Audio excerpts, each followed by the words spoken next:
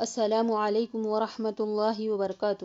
الحمد للہ رب العالمین والصلاة والسلام علی رسولہ الکریم واشہد ان لا الہ الا اللہ وحدہ لا شریک لہ واشہد ان محمدا عبدہ ورسولہ، اما بعد۔ عزیز طالبات، اس سے پہلے کے درس میں ہم نے سنا تھا کہ جنگ خندق میں حضرت سعد بن معاذ رضی اللہ تعالیٰ عنہ کو ایک تیر لگا تھا جس سے ان کے بازو کی بڑی رگ کٹ گئی تھی۔ اس کے بعد انہوں نے دعا کی کہ اے اللہ، اگر قریش کی جنگ کچھ باقی رہ گئی ہو تو مجھے ان کے لیے باقی رکھ کہ میں ان سے جہاد کر سکوں۔ اگر تو نے لڑائی ختم کر دی ہے تو اسی زخم کو جاری کر کے اسے میری موت کا سبب بنا دے۔ ادھر مسلمان محاذ جنگ سے دوچار تھے تو دوسری طرف یہود کی وسیسہ کاری کے سانپ اپنے بلوں میں حرکت کر رہے تھے۔ اس کوشش میں تھے کہ مسلمانوں کے جسم میں اپنا زہر اتار دیں۔ چنانچہ بنو نذیر یعنی وہ لوگ تھے جنہوں نے سارے عرب میں گھوم کر 10,000 کا لشکر مدینے کے قریب لا کھڑا کیا تھا۔ بنو نذیر کا مجرم اکبر حیی بن اخطب بنو قریظہ کے دیار میں آیا، یعنی بنو نذیر اور بنو قریظہ یہ دو یہود کے قبیلے تھے جو مدینے میں رہا کرتے تھے۔ بنو نذیر کو رسول اللہ صلی اللہ علیہ وسلم نے ان کو گھر بار چھوڑنے کے لیے، اس سے پہلے کے درس میں ہم نے سنا تھا۔ بنو قریظہ ایک قبیلہ تھا جو مدینے میں رہتا تھا، جس طرح بنو نذیر رہا کرتے تھے۔ ان کے درمیان میں عہد و پیمان تھا کہ وہ اور مسلمان ایک دوسرے کی مدد کریں گے، ایک دوسرے کا ساتھ دیں گے۔ بنو نذیر کا سردار حیی بن اخطب بنو قریظہ کے دیار میں آیا اور ان کے سردار کعب بن اسد کے پاس حاضر ہوا اور کہا، اے کعب، میں تمہارے پاس 10,000 فوج کو لے کر آیا ہوں۔ ان لوگوں نے مجھ سے عہد و پیمان بھی کیا ہے کہ وہ محمد اور اس کے ساتھیوں کا مکمل صفایا کیے بغیر یہاں سے نہ ٹلیں گے۔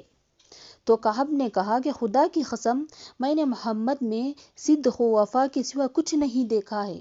یہ کون کہہ رہا ہے؟ میری عزیز بہنوں، مدینے کے یہودیوں کا بڑا سردار کہہ رہا ہے کہ میں نے محمد میں صدق و وفا کے سوا کچھ نہیں دیکھا، میں بے وفائی نہیں کروں گا، میں بدعہدی نہیں کروں گا۔ مگر ہوئی اس کو فریب دے کر اس کو منا ہی لیا۔ اس کے بعد کیا تھا کہ مدینے کے باہر 10,000 کا لشکر تھا اور مدینے میں کعب بن اسد نے رسول اللہ صلی اللہ علیہ وسلم سے کیا ہوا وعدہ توڑ دیا اور مسلمانوں کے ساتھ طے کی ہوئی تمام عہد کو توڑ کر مشرکین کے ساتھ جنگ میں شریک ہو گیا۔ اس کے بعد قریظہ کے یہود جنگی کارروائیوں میں مصروف ہو گئے۔ ابن اسحاق کا بیان ہے کہ حضرت صفیہ بنت عبد المطلب کہتی ہیں کہ ہمارے پاس ایک یہودی گزرا اور قلعے کا چکر کاٹنے لگا۔ یہ اس وقت کی بات ہے کہ جب بنو قریظہ رسول اللہ صلی اللہ علیہ وسلم کی کیا ہوا عہد و پیمان توڑ چکے تھے اور مدینے میں کوئی نہ تھا۔ تمام مسلمان رسول اللہ صلی اللہ علیہ وسلم کے ساتھ دشمن کے مقابل پھنسے ہوئے تھے۔ مدینے میں صرف بچے عورتیں ہی تھیں۔ اگر ہم پر کوئی حملہ آور ہو جاتا تو آپ انہیں چھوڑ کر آ نہیں سکتے تھے۔ تو حضرت صفیہ کہہ رہی ہیں، میں نے کہا، اے حسان، یہ یہودی جیسا کہ آپ دیکھ رہے ہیں قلعے کا چکر لگا رہا ہے اور مجھے خدا کی قسم اندیشہ ہے کہ یہ باقی یہود کو بھی ہماری کمزوری سے آگاہ کر دے گا۔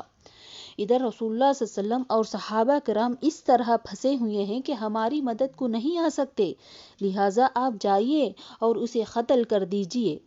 تو حضرت حسان نے کہا، واللہ آپ جانتی ہیں کہ میں اس کام کا آدمی نہیں ہوں، کیونکہ وہ معذور تھے اس لیے جنگ میں شریک نہ تھے، قلعے میں صرف عورتوں اور بچوں کے ساتھ تھے۔ حضرت صفیہ کہتی ہیں کہ اب میں نے خود اپنی کمر باندھی اور پھر ستون کی ایک لکڑی لی، اس کے بعد قلعے سے اتر کر اس یہودی کے پاس پہنچی اور لکڑی سے مار کر اس کا خاتمہ کر دیا۔ اس کے بعد قلعے میں واپس آئی اور حسان سے کہا کہ جائیے اس کے ہتھیار اور اسباب اتار لیجیے۔ چونکہ وہ مرد ہے اس لیے میں نے اس کے ہتھیار نہیں اتارے۔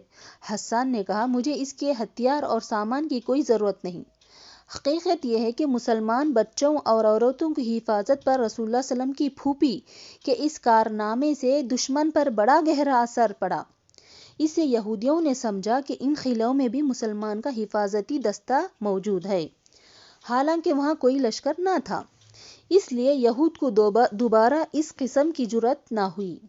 البتہ وہ مشرکوں کے لیے انہیں مسلسل رسد پہنچاتے رہے، رسد یعنی راشن، حتیٰ کہ مسلمانوں نے ان کی رسد کی 20 اونٹوں پر قبضہ کر لیا۔ چنانچہ آپ صلی اللہ علیہ وسلم نے اس خبر کی تحقیق کے لیے حضرت سعد بن معاذ، سعد بن عبادہ، حضرت عبداللہ بن رواحہ کو روانہ فرمایا اور ہدایت کی کہ جاؤ دیکھو بنو قریظہ کے بارے میں جو کچھ معاملہ ہوا ہے وہ واقعی میں صحیح ہے یا نہیں۔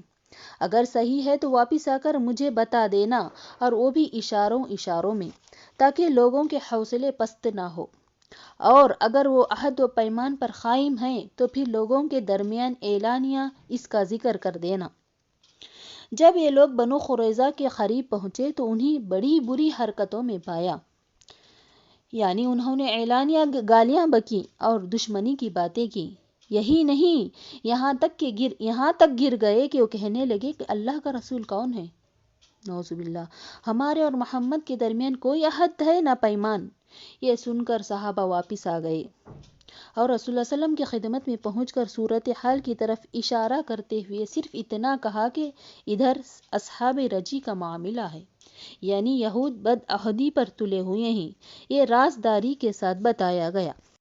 لیکن تمام لوگوں کو اس صورتحال کا علم ہو گیا۔ در حقیقت اس وقت مسلمان نہایت نازک صورتحال سے دوچار تھے۔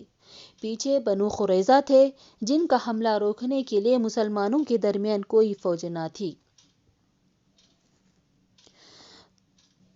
آگے مشرکین کا بڑا لشکر تھا جنہیں چھوڑ کر ہٹنا ممکن نہ تھا، یعنی مسلمان درمیان میں پھنس گئے تھے، جن کی کیفیت اس آیت میں بیان کی گئی۔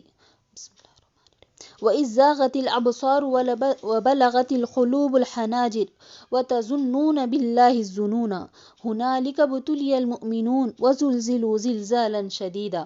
اور جب نگاہیں کج ہو گئیں، دل حلق میں آ گئے اور تمام لوگ اللہ کے ساتھ طرح طرح کی گمان کرنے لگے، اس وقت مومنوں کی آزمائش کی گئی اور انہیں شدت سے جھنجھوڑ دیا گیا۔ اللہ اکبر۔ عزیز طالبات، صحابہ کے لیے کہا جا رہا ہے کہ مومنوں کی آزمائش کی گئی اور انہیں شدت سے جھنجھوڑ دیا گیا، تو ہمیں یہاں غور کرنے کا مقام ہے کہ آزمائش میں ہمیں کس طرح کھرے اترنا ہے۔ اسی موقع پر بعض منافقین کے نفاق نے بھی سر نکالا، چنانچہ وہ کہنے لگے محمد تو ہم سے وعدے کیا کرتے تھے کہ ہم قیصر و کسریٰ کے خزانے پائیں گے، اور یہاں یہ حالت ہے کہ قضائے حاجت کے لیے نکلنے میں بھی جان کی خیر نہیں، جان کا خطرہ ہے۔ انہی لوگوں کے بارے میں اللہ تبارک و تعالیٰ نے ارشاد فرمایا، وَإِذْ يَقُولُ الْمُنَافِقُونَ وَالَّذِينَ فِي قُلُوبِهِم مَّرَضٌ مَّا وَعَدَنَا اللَّهُ وَرَسُولُهُ إِلَّا غُرُورًا۔ اور جب منافقین اور وہ لوگ جن کے دلوں میں بیماری ہے کہہ رہے تھے کہ ہم سے اللہ اور اس کے رسول نے جو وعدہ کیا ہے وہ فریب کے سوا کچھ نہیں۔ مدینے کے باہر لشکر، مدینے کے اندر یہود کی بدعہدی اور مسلمانوں میں منافقوں کی یہ حرکتیں، یہ سب دیکھ کر رسول اللہ صلی اللہ علیہ وسلم کی یہ کیفیت ہو گئی کہ اپنا سر اور چہرہ کپڑے سے ڈھانک لیا اور دیر تک چت لیٹے رہے۔ رسول اللہ صلی اللہ علیہ وسلم کی اس بے چینی کو دیکھ کر لوگوں کا اضطراب اور زیادہ بڑھ گیا، لوگوں کی پریشانی اور زیادہ بڑھ گئی، لیکن اس کے بعد بھی آپ پر امید کی روح غالب آ گئی، اور آپ صلی اللہ علیہ وسلم اللہ اکبر کہتے ہوئے کھڑے ہوئے اور فرمایا، مسلمانوں، اللہ کی مدد اور فتح کی خوشخبری سن لو۔ اس کے بعد آپ نے پیش آمدہ حالات سے نمٹنے کا پروگرام بنایا اور اسی پروگرام کے تحت کچھ فوج مدینے کی نگرانی کے لیے روانہ کیا، تاکہ مسلمانوں کو غافل دیکھ کر یہود کی طرف سے عورتوں اور بچوں پر اچانک کوئی حملہ نہ ہو جائے۔ پھر الحمدللہ اللہ کا کرنا ایسا ہوا کہ دشمن ذلیل ہو گئے۔ ہوا یوں کہ بنو غطفان کے ایک صاحب جن کا نام نعیم بن مسعود تھا، رسول اللہ صلی اللہ علیہ وسلم کی خدمت میں حاضر ہوئے اور عرض کی کہ اے اللہ کے رسول، میں مسلمان ہو گیا ہوں، لیکن میری قوم کو میرے اسلام لانے کا علم نہیں، لہٰذا آپ مجھے کوئی حکم فرمائیے۔ تو رسول اللہ صلی اللہ علیہ وسلم نے فرمایا تم فقط ایک آدمی ہو، کوئی فوجی اقدام تو نہیں کر سکتے، ہاں البتہ جس قدر ممکن ہو ان میں پھوٹ ڈالو اور ان کی حوصلہ شکنی کرو، کیونکہ جنگ تو چال بازی کا نام ہے۔ تو اس پر حضرت نعیم فوراً ہی بنو قریظہ کے ہاں پہنچے۔ جاہلیت میں ان سے ان کا بڑا میل جول تھا، بڑی اچھی دوستی تھی۔ وہاں پہنچ کر انہوں نے کہا آپ لوگ جانتے ہیں کہ مجھے آپ لوگوں سے کتنی ہمدردی ہے؟ تو انہوں نے کہا جی ہاں۔ تو نعیم نے کہا اچھا تو سنیے کہ قریش کا معاملہ آپ لوگوں سے مختلف ہے، یہ علاقہ آپ کا اپنا ہے، یہاں آپ کا گھر بار ہے، بال بچے ہیں اور مال و دولت بھی ہے، آپ اسے چھوڑ کر کہیں اور نہیں جا سکتے۔ آپ نے قریش اور غطفان کا ساتھ دیا ہے، ظاہر ہے ان کا یہاں نہ گھر ہے، نہ مال و دولت ہے، نہ بال بچے ہیں، اس لیے انہیں موقع ملا تو کوئی قدم اٹھائیں گے، ورنہ بور یا بستر باندھ کر رخصت ہو جائیں گے۔ پھر آپ لوگ ہوں گے اور محمد ہوں گے، لہٰذا وہ جیسے چاہیں گے آپ سے انتقام لیں گے، اگر چاہے تو حملہ بھی آپ پر کریں گے۔ اس پر بنو قریظہ چونکے اور بولے نعیم بتائیے اب کیا کیا جا سکتا ہے؟ انہوں نے کہا دیکھیے قریش جب تک تو کون کہا حضرت نعیم کہہ رہے ہیں، دیکھیے یہودیوں سے کہہ رہے ہیں حضرت نعیم، دیکھیے قریش جب تک آپ لوگوں کو اپنے کچھ آدمی یرغمال کے طور پر نہ دیں، یعنی ان کے فوجی کچھ نہ دیں، آپ ان کے ساتھ جنگ میں شریک نہ ہوں۔ بنو قریظہ نے کہا آپ نے بہت مناسب رائے دی۔ اس کے بعد حضرت نعیم سیدھے قریش کے پاس پہنچے اور بولے مجھے آپ لوگوں سے بہت جو محبت اور خیر خواہی ہے اسے تو آپ جانتے ہی ہوں گے۔ تو قریش نے کہا کہ جی ہاں۔ حضرت نعیم نے کہا کہ اچھا تو سنیے، یہود نے محمد اور ان کے رفقا سے جو عہد شکنی کی تھی اس پر وہ نادم ہیں، اس پر وہ شرمندہ ہو گئے ہیں۔ اب ان میں یہ طے ہوا ہے کہ وہ یہود آپ لوگوں سے کچھ ارغمال حاصل کر کے ان محمد کے حوالے کر دیں گے، یعنی قریش کے پاس جنگی فوج لے کر محمد صلی اللہ علیہ وسلم کے حوالے کر دیں گے، یعنی قریش کی فوج محمد صلی اللہ علیہ وسلم کے حوالے کر دیں گے، لہٰذا اگر وہ یرغمال طلب کریں تو آپ ہرگز بھی ان کو نہ دیں۔ اس کے بعد جمعہ اور ہفتے کی درمیانی رات کو قریش نے یہودیوں کے پاس پیغام بھیجا کہ ہمارا قیام موزوں جگہ پر نہیں ہے، ہم کھلی جگہ پڑے ہوئے ہیں، گھوڑے اور اونٹ مر رہے ہیں، لہٰذا ادھر سے ہم اور ادھر سے آپ لوگ اٹھیں اور محمد پر حملہ کر دیں۔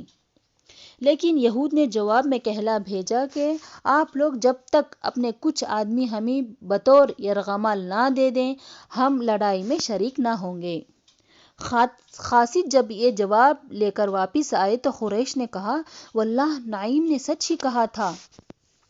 چنانچہ انہوں نے یہود کو کہلا بھیجا کہ خدا کی قسم ہم آپ کو کوئی آدمی نہ دیں گے، کوئی فوج کا ایک آدمی بھی نہ دیں گے۔ یہ سن کر قریظہ نے باہم کہا واللہ نعیم نے تم سے سچ ہی کہا تھا۔ اس طرح دونوں کا اعتماد ایک دوسرے سے اٹھ گیا، ان کی صفوں میں پھوٹ بڑھ گئی اور ان کے حوصلے ٹوٹ گئے۔ پھر کیا تھا کہ اللہ تبارک و تعالیٰ نے ان پر تند ہواؤں کا طوفان بھیج دیا، جس سے ان کے خیمے اکھیڑ دیے گئے اور ہانڈیاں الٹ دی گئیں۔ اس کے ساتھ ہی فرشتوں کا لشکر بھی اللہ تبارک و تعالیٰ نے بھیج دیا جس نے انہیں ہلا ڈالا۔ آج کے درس میں بس اتنا ہی۔ وآخر الدعوانا ان الحمد للہ رب العالمین۔ السلام علیکم ورحمۃ اللہ وبرکاتہ۔